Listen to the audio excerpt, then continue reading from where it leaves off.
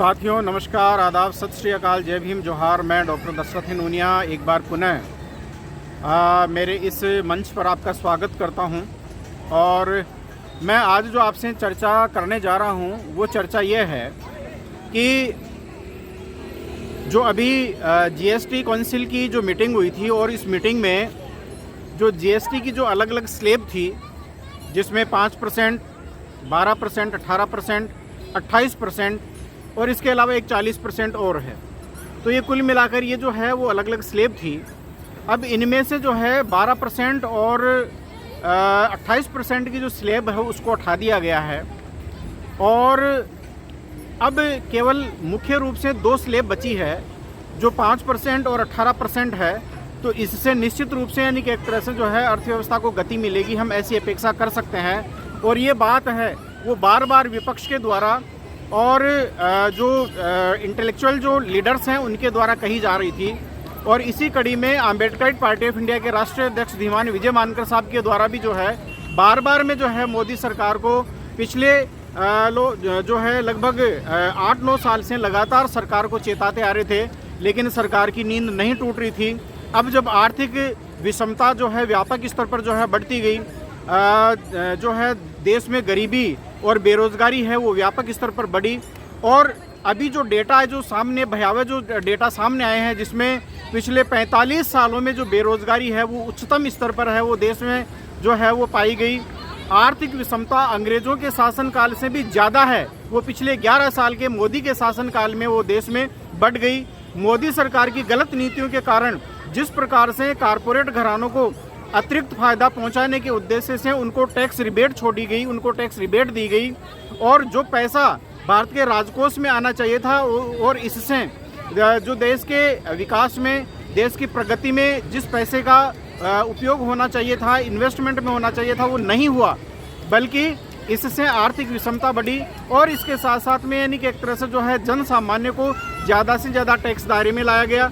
इसी का परिणाम था कि अब की बार जो टैक्स स्लैब जो बनाई गई और उसमें यानी कि एक तरह से जो है वो जो है छूट है, उसका दायरा है वो बढ़ाया गया, ये उसी का परिणाम था। और अब जो अभी वर्तमान में यानी कि एक तरह से जो जीएसटी में जो परिवर्तन किया गया है, तो निश्चित रूप से इससे रोजगार में जो है वो बढ़ोतरी होगी, ऐसी हम अपेक्षा कर सकते हैं।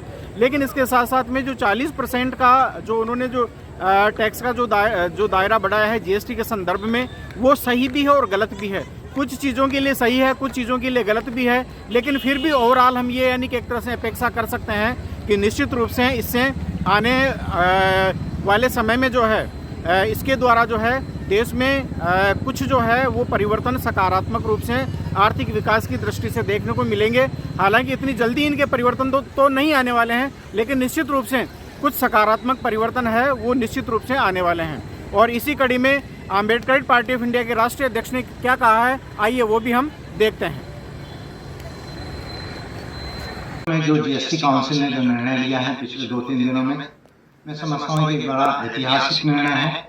इंडिया के अंदर में पहले 5, 12, 18, 28 और 40 से 5 जो है वो रेट्स हुआ करते थे जीएसटी के, उसको सिंप्लीफाई करके अभी जो है वो 5 और जो है वो 18 कर दिया गया है।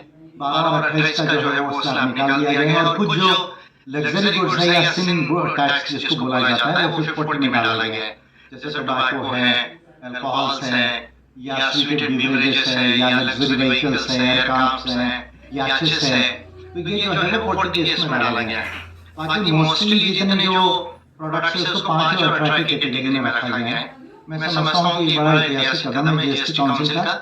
और जब मैं जीएसटी काउंसिल कह रहा हूँ तो केवल मोदी सरकार का इसमें रोल नहीं है, जो राज्यों के जो गवर्नमेंट है उनका भी इसमें बहुत बड़ा डिसीजन है।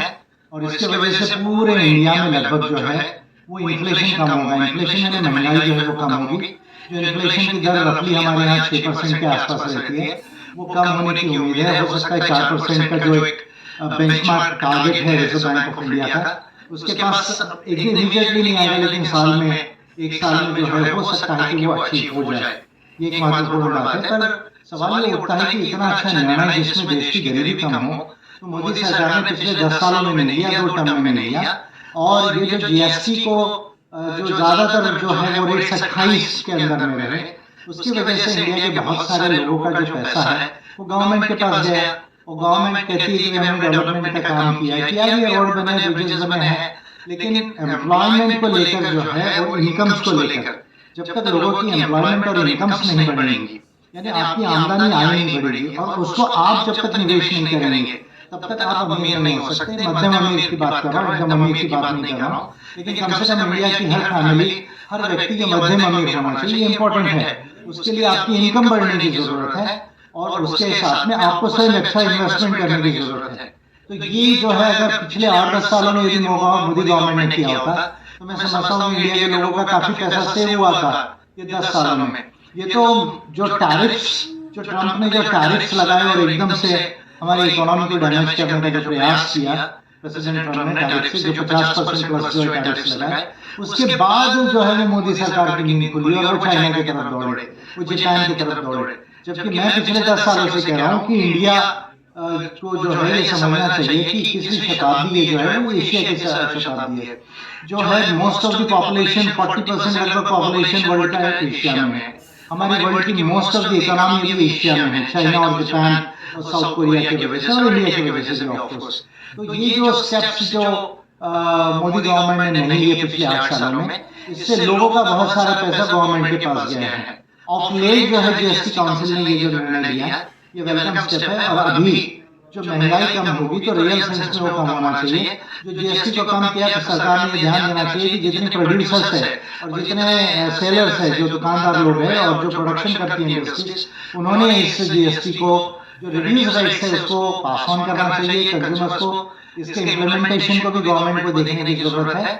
और जो है अगर 12 से 18 में कोई अगर गई हुई है तो उसको भी रिव्यू करने की जरूरत है, क्योंकि 12 से आप 5 में गए तब तो अच्छी बात है, पर 12 से यदि आप 18 में अगर आई है जो गुड्स एंड सर्विसेज, तो उसमें महंगाई वो पर्टिकुलर गुड्स और सर्विसेज से कम नहीं होगी, बढ़ने की संभावना है।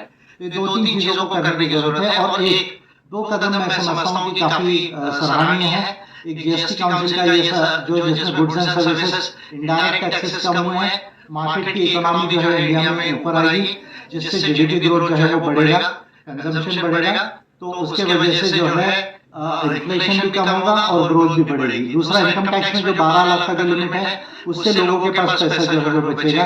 अब ये जो इनकम हमारी बढ़ेगी, अब एम्प्लॉयमेंट अगर क्रिएट होता है साथ में और इन्वेस्टमेंट अगर प्रॉपर ढंग से अगर इंडिया के लोग करें, मैं समझता हूँ आने वाले 1 डिकेड में मध्यम अमीर की तरफ में हम लोग बनना शुरू होंगे। मैं समझता हूँ इंडियन इकोनॉमी के लिए एक अच्छा कदम है और हम चाइना, जापान और साउथ कोरिया, सिंगापुर की तरफ जो ध्यान दे रहे हैं, केवल अमेरिका की तरफ नहीं, ये भी एक बहुत अच्छा स्टेप है। लेकिन ये सब लेट आया, मेरे जैसे लीडर्स जो 10 साल पहले बोल रहे, उसके बाद मोदी गवर्नमेंट को समझ आई।